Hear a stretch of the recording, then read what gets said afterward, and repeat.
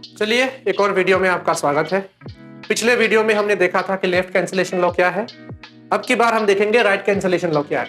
ठीक है, तो पिछले वीडियो में हमने क्या देखा था कि अगर ए बी इक्वल टू ए सी होता है तो क्या होता है, बी इक्वल टू सी होता है। हमने क्या किया था, लेफ्ट वाले एलिमेंट को हमने कैंसिल कर दिया था।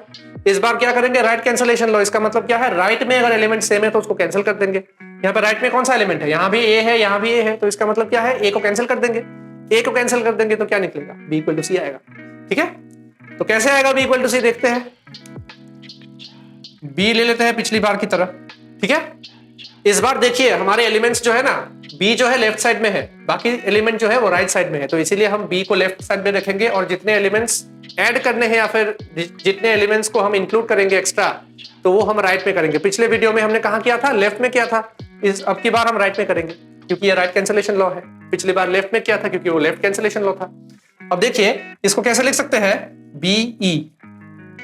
फिर एक बार किसी एलिमेंट को आप आइडेंटिटी एलिमेंट के साथ कंपोजिशन करोगे तो क्या निकलेगा, वही एलिमेंट निकलेगा।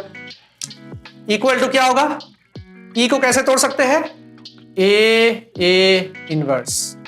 क्यों, क्योंकि अगर आपके पास कोई एलिमेंट है ए और उसका इनवर्स आपको दिया हुआ है ए इनवर्स, ठीक है, तो किसी एलिमेंट का उसके इनवर्स के साथ बाइनरी कंपोजिशन करोगे तो क्या निकलेगा, आइडेंटिटी एलिमेंट आएगा।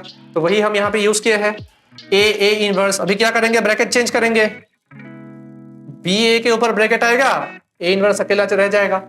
उसके बाद हमें क्या दिया है, B A equal to C A हमको दिया है, तो B A equal to C A हम यूज कर रहे हैं, C A into A inverse. कैसे यूज कर रहे हैं, since B A equal to C A, B A equal to C A हमें दिया हुआ, तो हमने गिवन कंडीशन का इस्तेमाल करते हुए बी ए की जगह पे हमने सी ए लिख दिया। अभी क्या करेंगे, ब्रैकेट को चेंज कर देंगे फिर से, सी ए इनवर्स। यहाँ पे सी अकेला रह गया, ए इनवर्स के ऊपर ब्रैकेट आ गया। और अगर आप फिर एक बार किसी एलिमेंट का उसके इनवर्स के साथ बाइनरी कंपोजिशन कर रहे हैं तो क्या निकलेगा, आइडेंटिटी निकलेगा, इक्वल टू सी इंटू ई। और सी इंटू ई क्या होता है, किसी एलिमेंट का अगर आप बाइनरी कंपोजिशन करो आइडेंटिटी एलिमेंट के साथ तो क्या आता है, वही एलिमेंट आता है जो आपने पहले कंसिडर किया था। हमने क्या कंसिडर किया था, सी कंसिडर किया था, सी बाइनरी कंपोजिशन ऑफ ई, क्या आएगा, सी आएगा। तो आ गया हमारा बी इक्वल टू सी। तो हम क्या लिख सकते हैं, B A equal to C A implies B equal to C. या फिर ऐसे भी लिख सकते हैं कि if B A equal to C A then B equal to C. तो ये था हमारा राइट कैंसिलेशन लॉस। तो फिर एक बार मैं बोल रहा हूं, हमारे दो कैंसिलेशन लॉस होते हैं, एक होते हैं लेफ्ट कैंसिलेशन लॉ, एक होता है राइट कैंसिलेशन लॉ। तो राइट कैंसिलेशन लॉ में हमने क्या किया था, देखिए फर्स्ट दो चीजें गौर करने वाली है कि लेफ्ट कैंसिलेशन लॉ में हमने लिया था कि A B equal to A C implies B equal to C. यहां पे राइट कैंसिलेशन लॉ में हमने यूज किया है B A equal to C A implies B equal to C. तो जब आप इस प्रॉपर्टी का यूज करेंगे तो आपको लिखना पड़ेगा ना कि आपने कैंसिलेशन लॉ यूज किया है। तो आपको कैसे पता चलेगा कि आपने कौन सा कैंसिलेशन लॉ यूज किया है, देखिए आप जो एलिमेंट कैंसिल कर रहे हैं, ठीक है, यहां पे दोनों केसेस में हम लोग क्या कर रहे हैं, ए जो एलिमेंट है हम ए को कैंसिल कर रहे हैं।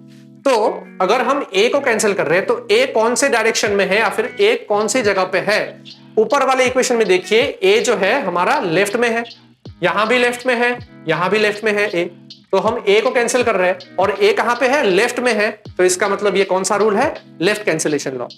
दूसरी बार आप देखिए यहां क्या है, ए कहां पे है, राइट में है, यहां कहां पे है, ए राइट में है। दोनों केसेस में क्या है, ए राइट में है और हम क्या कर रहे हैं, ए को कैंसिल कर रहे हैं। तो जो कि हम ए को कैंसिल कर रहे हैं और ए राइट में है तो इसको क्या बोलते हैं, राइट कैंसिलेशन लॉ बोलते हैं। सो कंफ्यूज मत होइएगा कि कौन सा कैंसिलेशन लॉ कौन सा है। ठीक है, जिस एलिमेंट को हम कैंसिल करेंगे वो एलिमेंट अगर लेफ्ट में है तो वो लेफ्ट कैंसिलेशन लॉ, और अगर राइट में है तो राइट कैंसिलेशन लॉ। ठीक है, और लेफ्ट कैंसिलेशन लॉ और राइट कैंसिलेशन लॉ में हमें क्या फर्क है कि हम जब बी को कंसिडर करते हैं, लेफ्ट में हमने क्या किया था, B is equal to E B करके हमने किया था, और ई बी के बाद हमने क्या किया था, ए इनवर्स ए बी, ऐसा किया था। यहां पे हमने क्या किया, B is equal to B E is equal to B A inverse. ये करने के पीछे का कारण सिंपल है। पहला कारण तो ये है कि हमने जब राइट कैंसिलेशन लॉ के लिए किया है तो यहां पे हमने बी को राइट में कंसिडर किया है बस। ठीक है, सॉरी, जब हम जब हम b को राइट कैंसिलेशन लॉ में कंसिडर करते हैं तो b equal to B E form में लिखते हैं, और अगर हम लेफ्ट कैंसिलेशन लॉ प्रूव करने वाले होते हैं तो b equal to E B करके लिखते हैं। हमें यही प्रॉपर्टी यूज करना है कि A B equal to A C in case of left cancellation law और B A equal to C A in case of right cancellation law. So right cancellation law में हमें बी ए नाम का element चाहिए, तो इसलिए हमने इस प्रकार से लिया है, और लेफ्ट कैंसिलेशन लॉ में हमें ए बी नाम का एक एलिमेंट चाहिए ताकि ए बी की जगह पे हम लोग ए सी लिख सके। यहाँ पे हमने ए बी का इस्तेमाल किया है। ठीक है, तो इस प्रकार से आपको लिखना है और इस प्रकार से आपको ये प्रूव करना है। तो ये हो गए हमारे कैंसिलेशन लॉस, बहुत ही इंपॉर्टेंट है। कुछ समझ में नहीं आया हो तो कमेंट सेक्शन में बताइएगा, और अगर समझ में आया है तो वीडियो लाइक कीजिएगा, चैनल को सब्सक्राइब कीजिएगा और अपने दोस्तों के साथ शेयर कीजिएगा। Thank you.